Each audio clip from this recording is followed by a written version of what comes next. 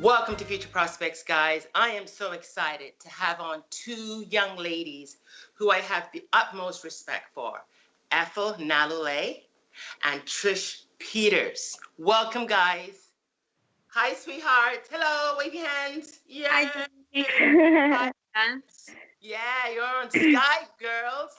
Now, the reason why I brought you back is that we've got a lot of things happening within our world. Not only COVID, well, COVID is like kind of old news now, right?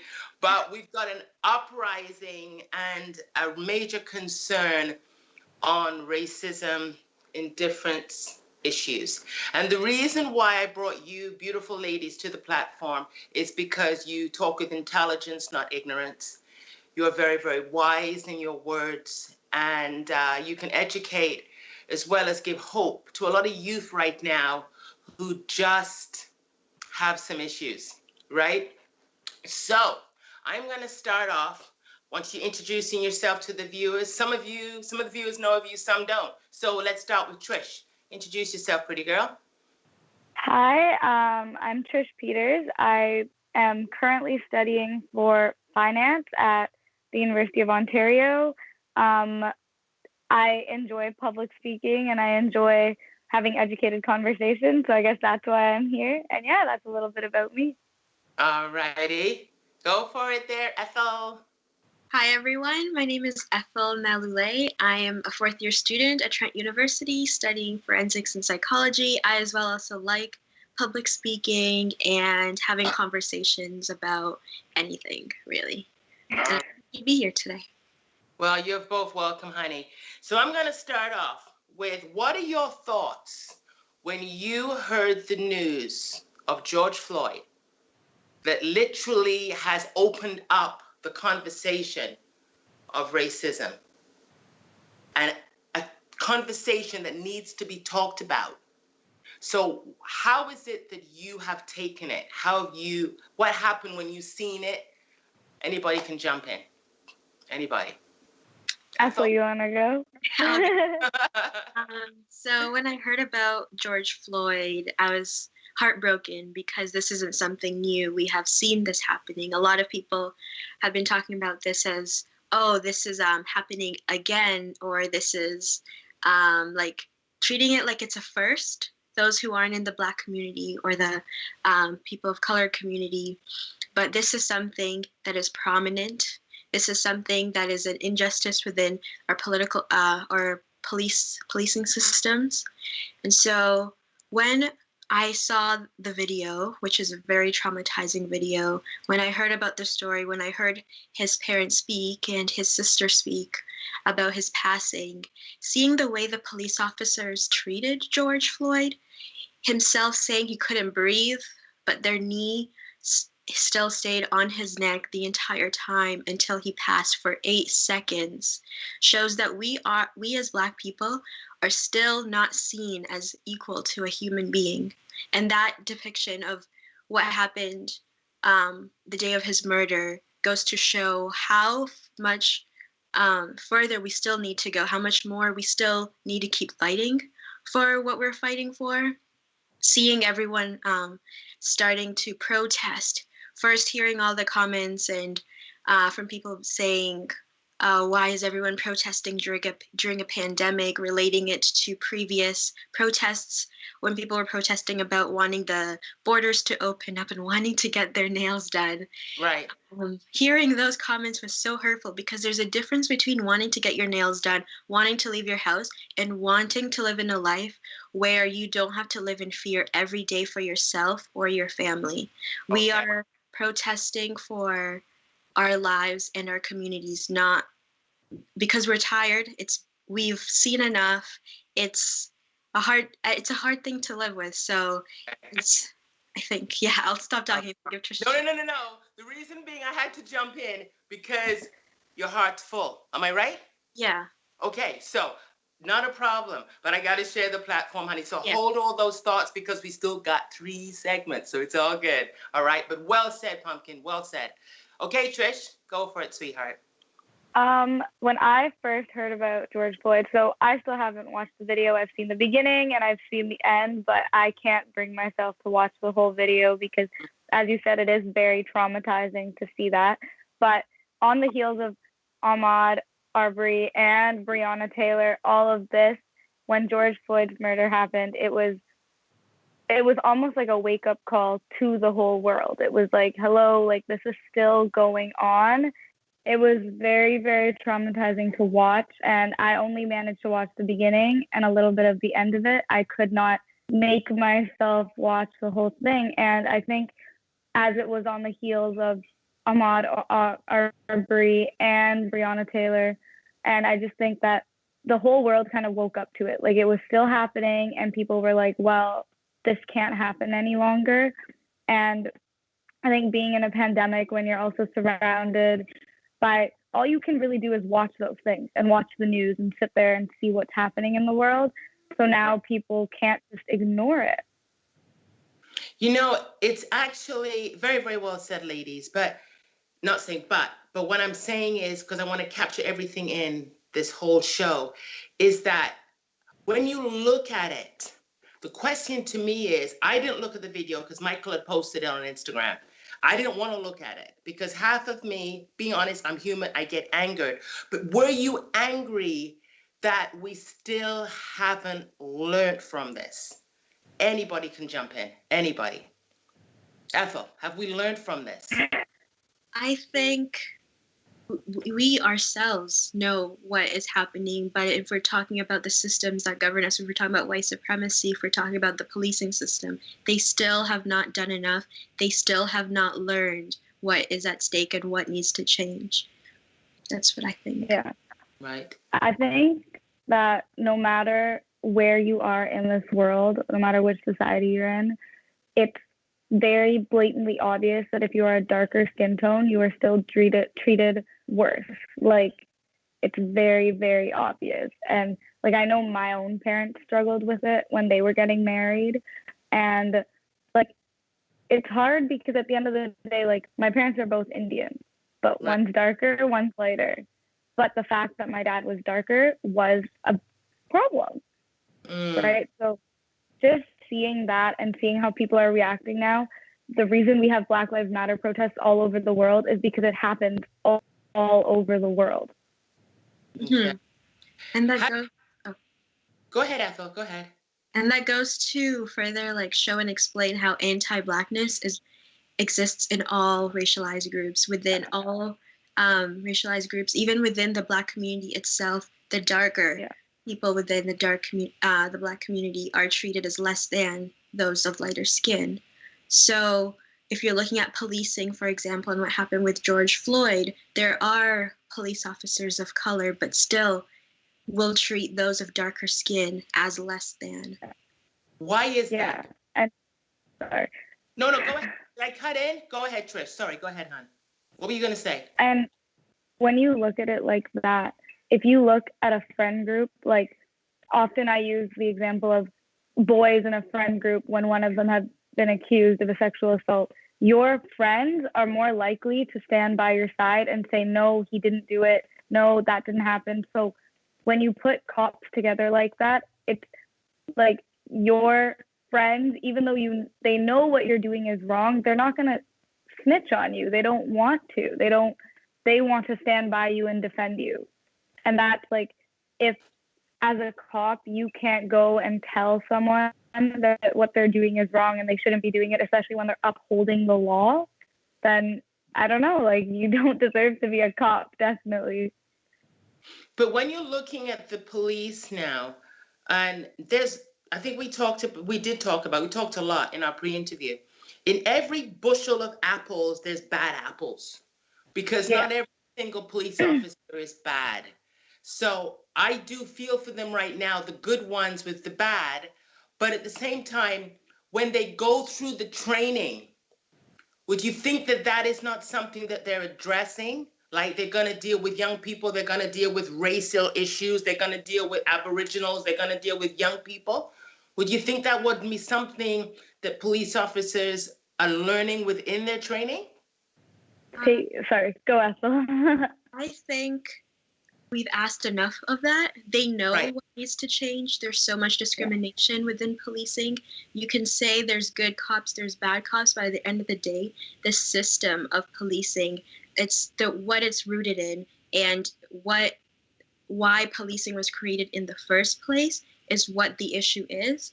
And so you can have good, you can have bad, but at the end of the day, they're still supporting a system that's going to continue to hurt Black people, hurt Indigenous people, hurt all people of color.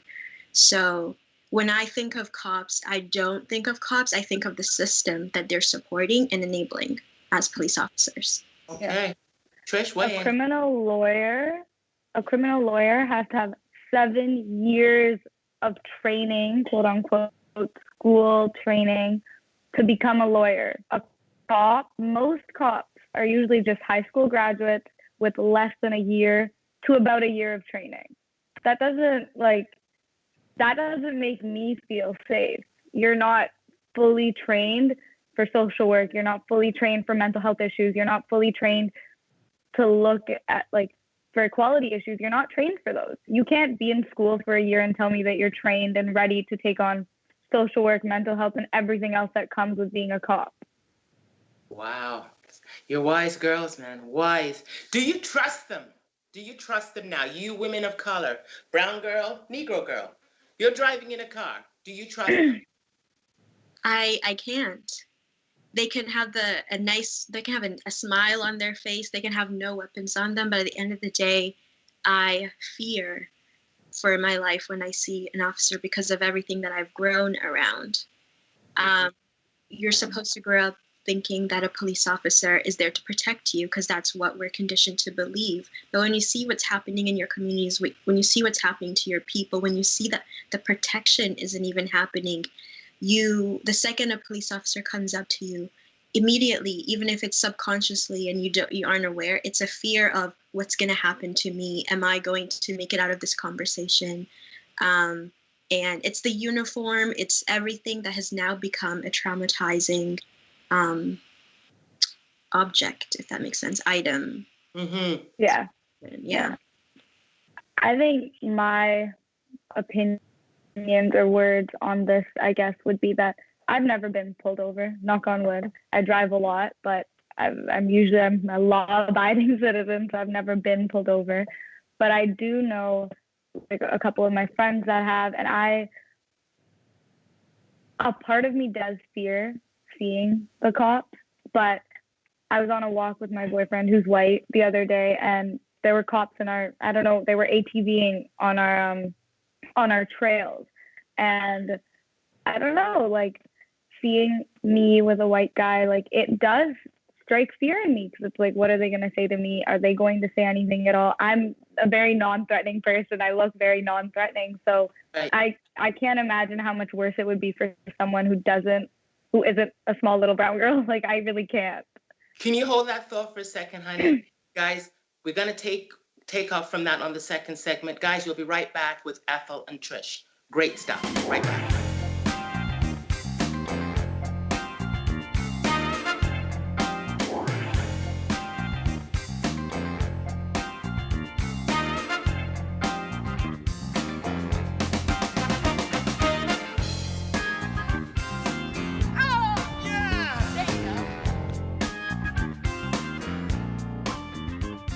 Welcome back to Future Prospects with Trish and Ethel.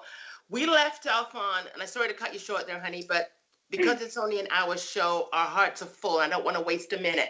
But you left off saying that when you see a police officer and you're walking down the street with your boyfriend, Trish, you feel a little bit funny. Are you, why is it that you feel funny when there's a police officer in uniform where you should feel safe? Why? Why should you feel uncomfortable? I think growing up, my parents did very well, so I lived in a nice neighborhood, so I never had to face the cops in any way unless I saw them in school. I never dealt with those situations. But when I went downtown and, being a part of an interracial couple already is difficult because you deal with family situations, but, going downtown, people look at you differently. People as much as you want to say that they're built into society now, they're not. People are still giving you side glances here and there. And after everything that has gone on, it's hard for me to walk down a street and see a cop and feel safe. Like, after everything I know that they're capable of doing, it's really hard to see the system as something that will protect me. Right. You feel the same way there, Ethel? Yes, I do. Because it doesn't add up. Where, for example, I've been living back and forth between Canada and America, depending on where we're going to stay for a summer or not with family. Right. And when we're in the States, my little brother's wanting to play pretend war. You can't buy them any like water guns or whatever, because you have to remember the story of Tamir Rights, a young boy who was just playing with the toy gun when cops showed up at the park and shot him. So I have to think about my brothers. You can't play pretend war because the police officers will not see you as a little boy playing pretend. So there's a lot of fear that is instilled within all of us when it comes to officers, the policing system, knowing that police officers are also protected.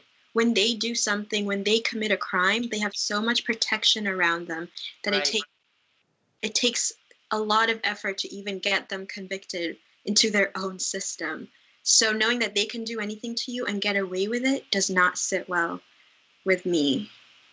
You know something, this feels a little different now. I don't want to jump through different hoops, but I want to make sure that I've crossed the T's on everything. Now, I got to say something on air. Before I came to the show this afternoon, I prayed. I did pray because I'm dealing with a lot of stuff with this, and in a self-reflection for myself. And I had to ask God to give me the right words to say, because I've never seen anything like this. I have never seen every single young person from every race speak up. Now, I'm going to ask you some hard questions here, and the youth need to hear this, and even including for myself. Have you ever had any issues with your color? I want to hear the stories that you have still dealt with, or still deal with. Anybody can jump in. You want to go first? Yeah, you go for it, hon. Me? Yes, I have. Ever since I came to Canada, a lot of people speak about racism being only an American thing, but it's just as prominent here. Black communities, Indigenous communities as well, that itself needs its own large voice, because they're also facing a lot of police brutality.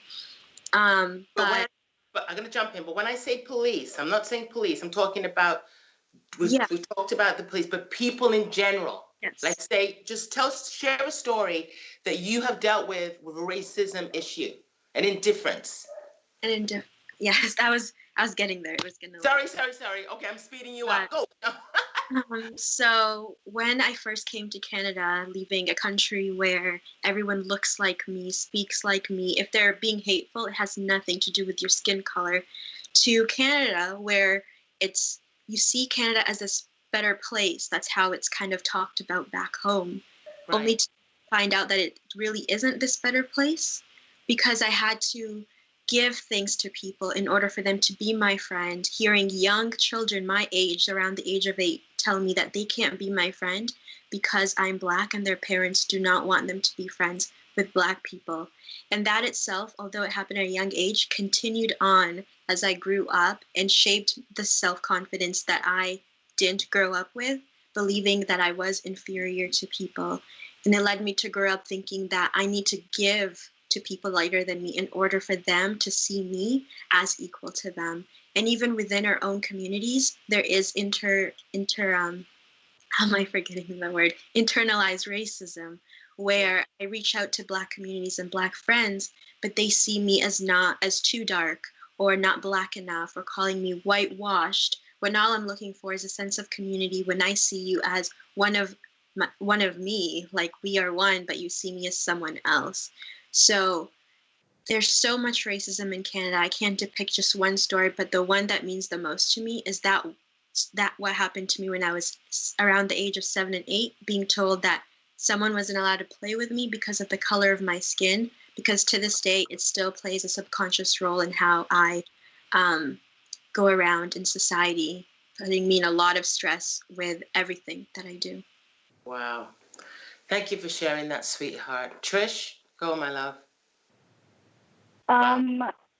It was definitely difficult. Like I said, I grew up in a pretty decent neighborhood, and my school was pretty white as I grew up. And just like the handful of brown kids, like we always had this running joke in my high school that pretty brown girls could never be friends with other pretty brown girls. Like it was just never seen. I think just like you, my first happened when I was around 7, and I had just moved here too. And it was funny. It was literally another Indian girl, and she literally said to me, she asked me why my food smelled so bad. And I was like, this is what I eat. It's not, I think it smells good to me, but that moment in time will always be stuck with me forever. And I'm friends with her now, or like not friends, but like acquaintances with her now. And obviously her stance has changed a lot, but being 7 years old and hearing that, it's really, really difficult. And it took me, like Joy and I have spoken about this before, it took me a really long time to be comfortable in my skin color, to be comfortable in the way I look, to even accept the fact that I wasn't below everyone on the list just because of my skin color. It took a really long time to accept that. And I think it comes with like, it's just years of it happening again and again and again and again and again for you to kind of understand where you are at that point. You know something, girls, it touches my heart because you're the future. And there was Seasons, a song group came on last Wednesday, and Matthew shared that he praised that himself, being a Black man, has, and he didn't even say the word Black, he just praised that we have the same opportunity as everybody else. Does that concern you too? You're both university students, still going, you're going to be putting yourself into the world there. What is your thoughts on that? Do you get concerned? Do you worry about your future and getting a job and getting the same rights, the same entitlement, the same opportunities? That's the right word. I know like a lot of the time when I walk into job interviews, because my name on a resume is either Trish Peters or Trish to Peters, like nobody really looks at it and connects the dots, and they oftentimes expect a white girl to walk in, or even a white guy, I don't really know, but they definitely don't expect me. And oftentimes in an interview room, I've been the only person of color and sometimes the only female. So sometimes I do think the things that I have done will be diminished because of my color or my skin or my race. And the only way my friends and I look at it is the more we educate ourselves, the more people are going to listen to you. That's right. Right. And so that's how I look at it. You got it, hon. Ethel? When it comes to careers, just to touch on like what you said about the more we educate ourselves, the more people will listen to us. That itself is another form of repression. We should not have to feel like we need to be educated in order to be heard. We should be heard just by who we are, because the education system itself is another issue of its own. And so like when it comes to thinking of myself in a career, I do worry because I have been in positions. I was currently on my student union at Trent, where I'm sitting in meetings where I'm the only person of color, let alone the only Black person. My voice continuously being belittled, being spoken over. And because I'm so used to allowing myself to be spoken over, I just sit to the side and no one even notices that I have not spoken the entire meeting. So seeing that happen in an institution that speaks a lot on inclusivity is enough to show me that the future might be just as hard. But because of that experience, and because I know what I deserve, and I know what I want, and what I will learn, I know first things first, I would never work for a company that is rooted in racism. And I know that I will stand my ground no matter what anyone says. If they think I'm not as educated, if I'm not dressed proper as they say, I will continue to get what I want, and I will get what I want. in terms of a career without letting it get to me, because at this point and where I am with my age, I'm tired. I'm tired. If you're racist, I'm gone. And if you're not going to let me speak, I'm going to speak. And so that's where I'm at. What makes you girls so feisty? Love it. I love it. Mwah. What makes you girls so feisty, man? Come on. Sorry, can I say one thing? Honestly, like, I agree with you 100%, Ethel. So my experience on this was a little different. I did start my own club, I guess, for now, at my school called, like, the Women in Business Club, because that's the field I'm going into, and that's what I was very passionate about.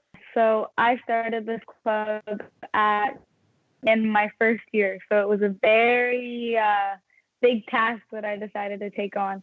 At that point, my friend group from school, I didn't know very well. We had just met, we were just connecting, and they were great girls. But oftentimes I was the only person of color. I was left in meetings feeling like I wasn't heard, feeling like people were overstepping on top of me, where I was the president and the founder of the club.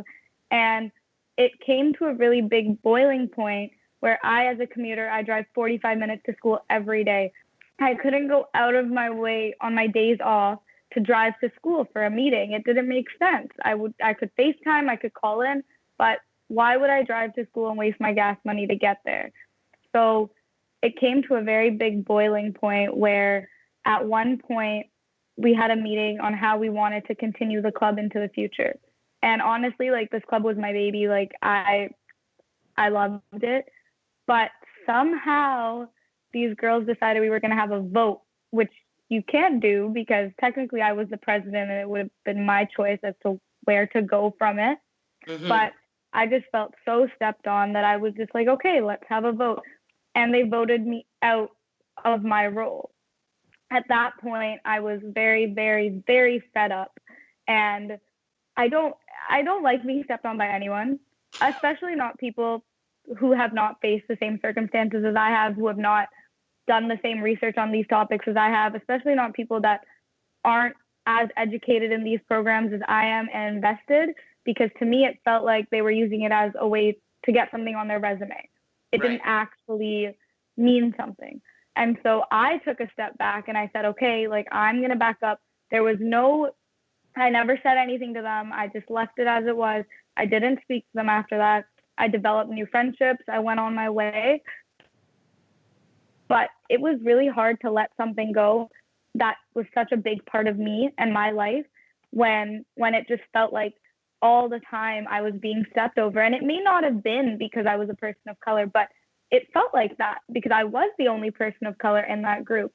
And even, like, my friends after often told me that they noticed that it seemed like I was just speaking and people would just ignore me. And so for people to perceive that from our friend group, I couldn't do it. So it's really hard to be in that situation. You got it, hon. That note, guys, we're going to hold everything right now. We're going to go to break. We're going to come back, guys. Stay tuned. Future Prospects, guys. We'll be right back.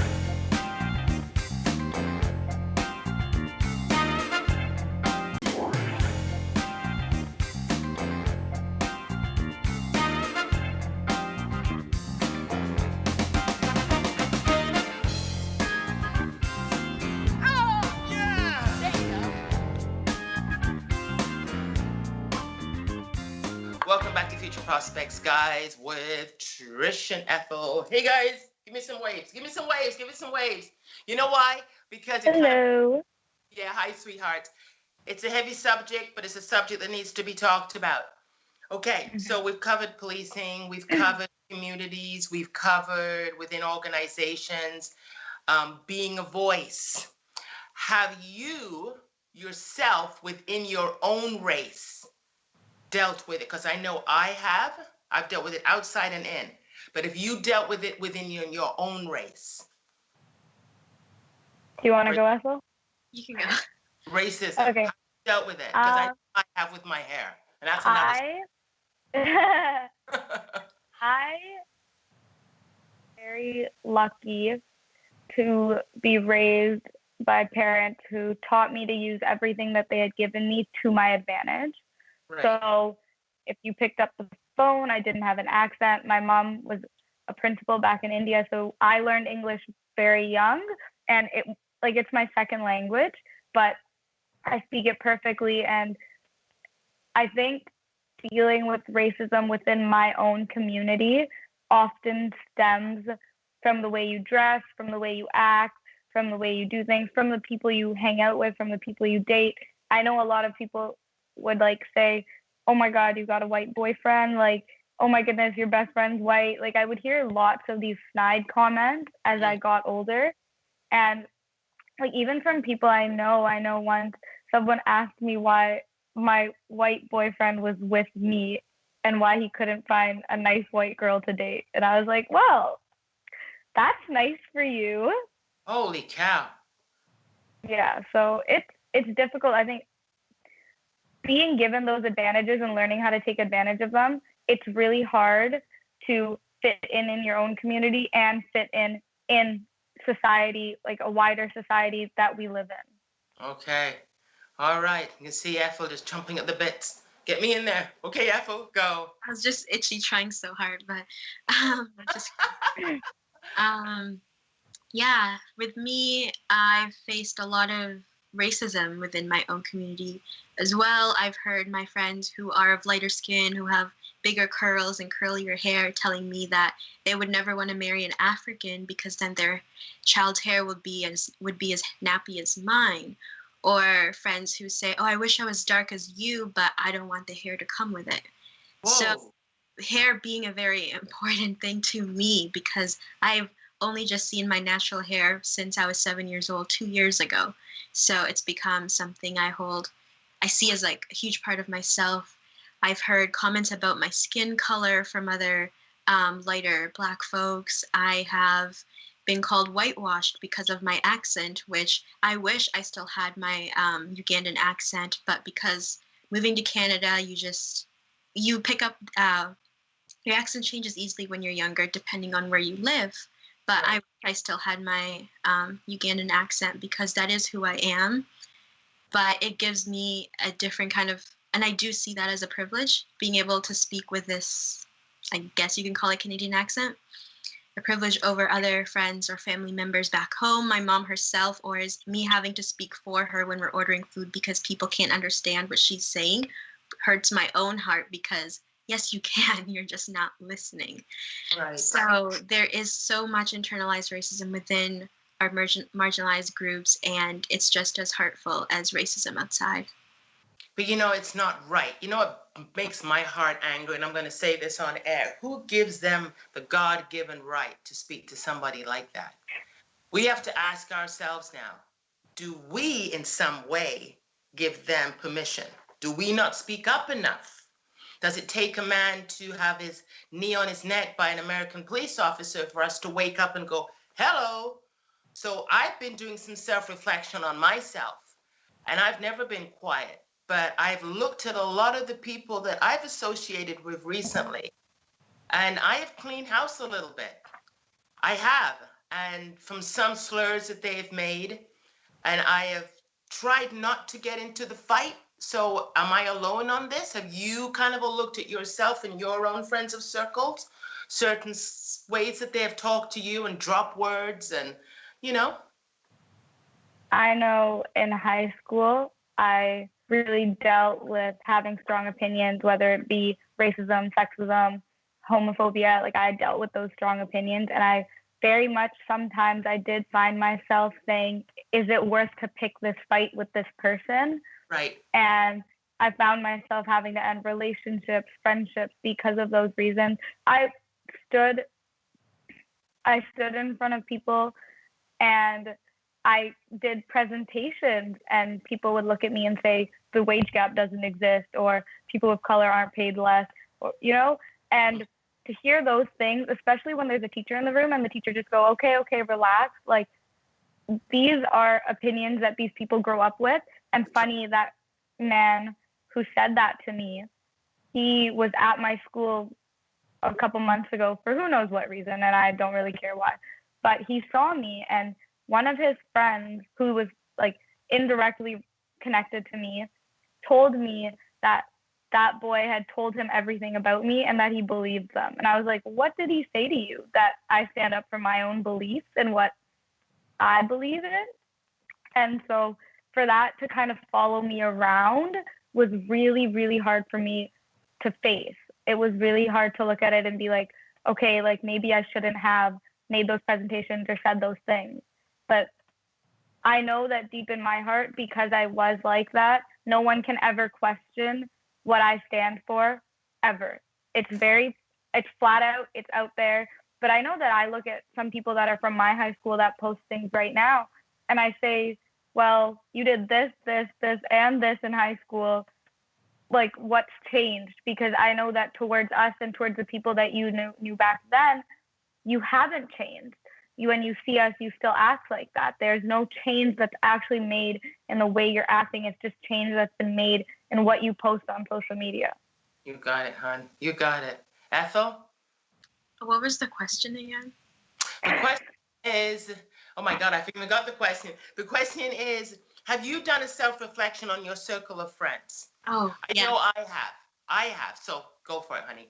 Okay, yes, I've definitely have, and I'm definitely finally with a group of friends that I can feel safe with, who I feel heard. We respect each other's boundaries. We respect each other wholeheartedly. You don't have to over-explain. But it took time because, especially within my Black friends, all I've ever wanted was a group of Black friends because they just get me. I love all my friends. I've had friends from all different races, but something about having even just one friend who understands you from a cultural level means everything. But I faced a lot of internalized racism trying to find that. But now I have groups of friends who love me. Even my white friends have educated themselves to the point where they don't ask me to educate them on topics. They don't ask me questions about certain topics. They go out and look for it because at the end of the day, we had to educate ourselves too. We didn't know all this history. We didn't know all this knowledge just by living. Most of the stuff we experienced ourselves, but we had to read, we had to watch, and it means everything to have friends who go out, because Google is free. Everyone can Google books. Some books are free. That's true. So I've had to look at my friends, and if just like even like anyone watching right now, you might want to stay within your group of friends because of something they give you that you think you can't find somewhere else. The answer is you can, and you deserve that so much because I didn't know that till literally 5 months ago. So I definitely have. That is so true. We've only got 8 minutes. We've got 11 minutes and 20 seconds, viewers. So I'm going to grab this one, and this is going to be a tough one. Have you ever been called the N-word? How do you feel about the N-word? I'm not going to say it because I know I'm not that. I know rappers use it, young people use it, and I'm like, what? Excuse me? A white person can't say to a Black person, but a Black person can say to a Black person. What is up with that? So I've never been called the N-word, but like in a derogatory way from someone who is not Black. Right. And I didn't grow up using the N-word. Growing up, I believed that it had such a deep history that was just so triggering that I could not bring myself to use it. But as I grew older, met more people, and started understanding different cultures, different communities, I understand why the N-word is used within Black communities. What's the word? I have nothing against the N-word being used within Black communities because it's used as a way to reclaim power in a sense, but it's also not a word used by every Black person. So I know there's a lot of conversation around why Black people say it and white people can't, or think about our ancestors, would they want to come back and hear us saying it? Mm-hmm. But we cannot police each other on what words that we can use. We cannot define someone's Blackness for them if their way of using it is to see it as I'm reclaiming something that was so negative to myself, that was so negative to my ancestors, in a way that I mean brother, sister, friend, person, in a way to bring community together, then yes, they can use it. I will never tell a Black person never to use the N-word because it's their word, it's our word that was used against us in a very derogatory and harmful way. But ever since slavery, the N-word has been used in a way that was not just the way it was used by I can't think of the word. The way that was used against us. So since slavery, it was used in an ironic way, in a way to refer to a friend. And so that has carried on. So throughout the years, it's political, it's a statement. And I think when I hear it within the community, it feels, I have no feeling towards it, but I understand the question around why white people can't use it. Well, they've taken enough from us. We're allowed to have things that are ours and ours to use and ours to say. And for once, they cannot have one thing, and it's just a word. You can use many. Okay. But yeah. On that note, we got to go to break, girls. Our hearts are full. You're awesome. We'll be right back, guys. Right back.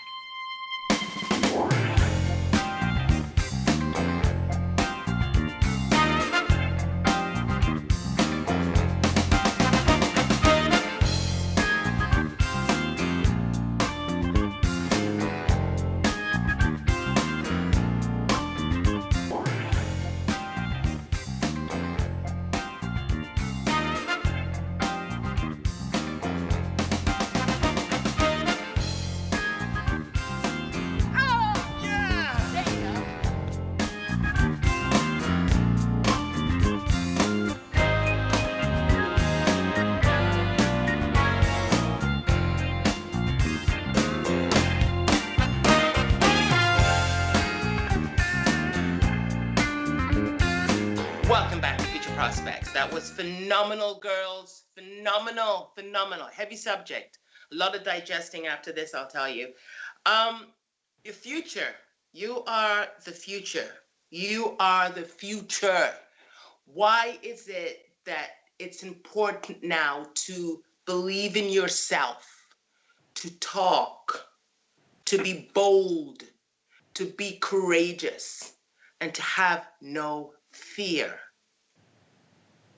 Anybody can jump in. A minute and a half for each of you. Trish, go. Okay, I can go. Right now, you have to be confident in who you are, what you believe in, what you stand for. The future does not look very friendly. It looks like it's going to take a long time for change to happen, but change will happen slowly, as we've seen in the past. But me knowing who I am and what I stand for and what I believe in allows me to be surrounded by like-minded people and to be surrounded by people who will go out of their way to educate themselves, who will understand what's going on, who will give me the support I need to succeed myself.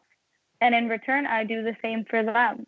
And I know I plan on being very successful in what I do and where I go in life.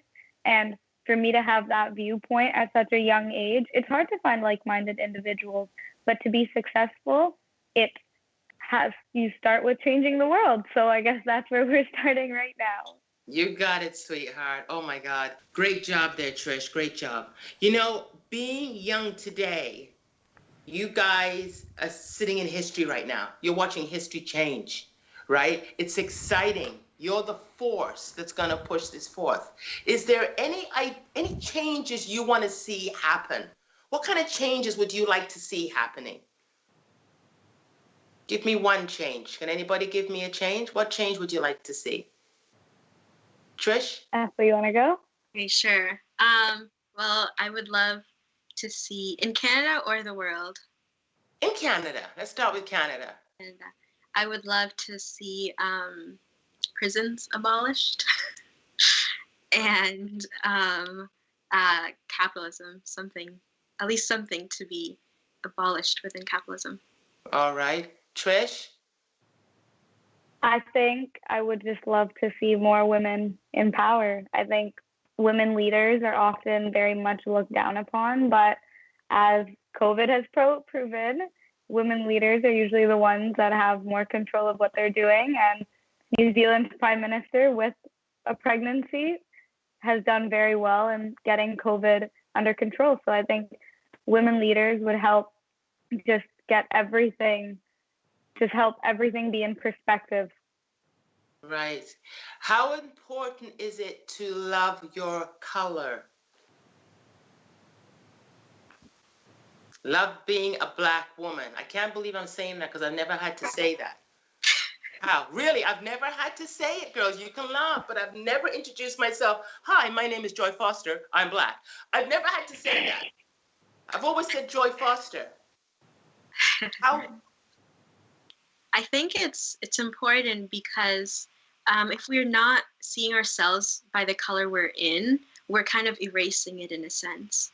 So being able to see ourselves as beautiful Black women, beautiful dark-skinned women, is itself political, is itself kind of is radical, and puts us in a place that those before us could not even see themselves. So by embodying ourselves in who we are, our skin, our gender, our sexuality, is in itself a guiding stool or a positive precedent for those younger than us, the youth, and the next generation. Okay. All right. It's quite difficult to, especially in South Asian communities, being lighter is usually seen as being prettier or better. And, you know, that can go all the way back to British colonization in India, Pakistan, and all of those countries. And it's so important to love who you are and what skin you're in, because at the end of the day, you can't change it. You have to own it. You have to use it. And, you know, it's funny because most people like darker skinned girls. Most people want to be tan. Most people want to be darker. Right. And we're here suffering for it, yet the rest of the world wants to be it. So I think at one point you need to take ownership of that and just say, okay, this is who we are. And if you're not happy with it, I'm sure you can find another place in society, but not beside me. You got it, hon. When you look in the mirror, girls, and I ask every young person this, what do you see? I know what I see, but what do you see? When you look in the mirror, beautiful Ethel, what do you see, hon? When I look in the mirror, I see someone who has made it to a place where she never thought she'd be. And you know my story, Joy. You know most of it, I guess. And so it took a lot for me to be able to look in the mirror and see something great, because there was even a time where I looked in the mirror and couldn't recognize myself because I had my brain completely shut down. So it's everything to me, being able to see my reflection and being able to dream of how much further I can keep going. Yes. You are the strength. I'll take a second to her right now, Trish, is that you are the strength when I first met you. You are the strength that helped me through a lot of my issues. So I got to thank you for that, honey. You really are. Your smile, your integrity, and I want to have the tears flying down here now, but you're beautiful girls. And women of color is something that I'm going to definitely champion for sure. Do you worry for the young people down the road, the younger ones than yourself coming in, that the little toddlers, because there's a picture that's going to reflect that at the end of the show. Do you worry about the little ones? Trish? Do you worry? I do. I definitely do. Like, my brother is 10, so I see it every day. I see the fact that I have to talk to him and explain it to him and tell him what's going on. And, you know, as like from a young child, I always told him, I said, this is the way you treat women. This is the way you treat everyone around you, regardless of their skin color. It doesn't matter. And I think I do worry about him because I don't think to an extent he realizes what's going on in the world. We don't, obviously, like, there's a lot of protests here as well, but we don't live in America. We don't see it to that standpoint. We don't see it to that extent. Right. It's here. A lot of it is here, but as a country, we tend to sweep it under the rug. We tend to pretend it's not happening. We tend to act like it's just there. And I think kids especially don't see it like that. They don't see what's happening. They don't see what actually is going on. And I know for my parents, it's hard for me to have those conversations with him. And so for me, who wants to open that up and wants to speak about it with him and say, okay, like, if you have any questions, come talk to me. But they're so involved in gaming and going outside to play that they don't even realize that it's going to affect them as they get older. Yes. Yes. Ethel? Same with me, my younger brothers. John is 10 and Jude is 12. Constantly trying to teach them things in ways that they'll understand. John has TikToks, and TikTok has gotten very political lately. So he comes to me with all the questions about what's happening, who's George Floyd, who's this, what's Black Lives Matter. And then, so I've been teaching them a lot since they were little, teaching them songs about loving your skin. We have little games we used to play about building confidence because especially them being boys is something different. The darker you are and when you're a man, you're seen, and when you're mad or aggressive, they don't see you as someone who is just mad.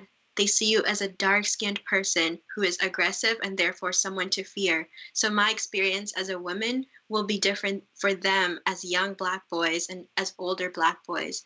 So I try my best to make sure I'm reading up on the Black boy experience itself and educating them, making them feel loved and confident, because this new generation, the young kids, they're something. They play a lot Oh of yeah. but they're so smart. I'm like, where did they come from? So I have so much hope for them, and the least and most I can do is support them and educate them in a way that's accessible to them. Do you not see a force happening right now when you see all these protesters? What do you see when you see the protesters? I want just 1 minute for each because I'm looking at the clock here. When you see, go. Sorry. Go. I see a revolution. Like, I'm immune compromised, so I can't be out in protest because that's deathly risky. But Yeah. I see a revolution happening, something taking place that has never taken place before. This has already been one of the greatest protests in history. It's the biggest, and something's going to have to give. I think it's a lot harder when you have a racist president. It's a lot harder when your president does things like that.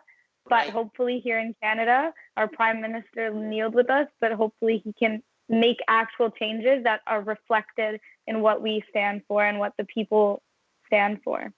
You got it, girl. Ethel? I agree. I see a revolution. I see change that has, I see, oh man, this is hard because I know the time thing. Okay, we'll end it. Go ahead. Go ahead, honey. Go ahead. Oh, take your time. Yeah. Okay. You see change? So I see something that has been a long time coming. Yeah. I'll say that. I see it as a revolution, and I see something that has been a long time coming, with so many people speaking up, Indigenous issues finally coming to the upfront, and just something that was needed. It's unfortunate that it's during a pandemic, but seeing that people are willing to put their health at risk to fight racism, to fight police brutality, to fight for equality, equity, it's something amazing. Wow. Yeah. One thing to the viewers of Hope, and then I'm going to have to let you beautiful ladies go, but you can come back. One word of wisdom to our youth, girls. One word, real fast. Learn. Okay? Persist. Persist. And on that note, I love you both. You're coming back. Keep going, keep smiling, and rock your style. Okay? Thank you. Love you guys. Bye.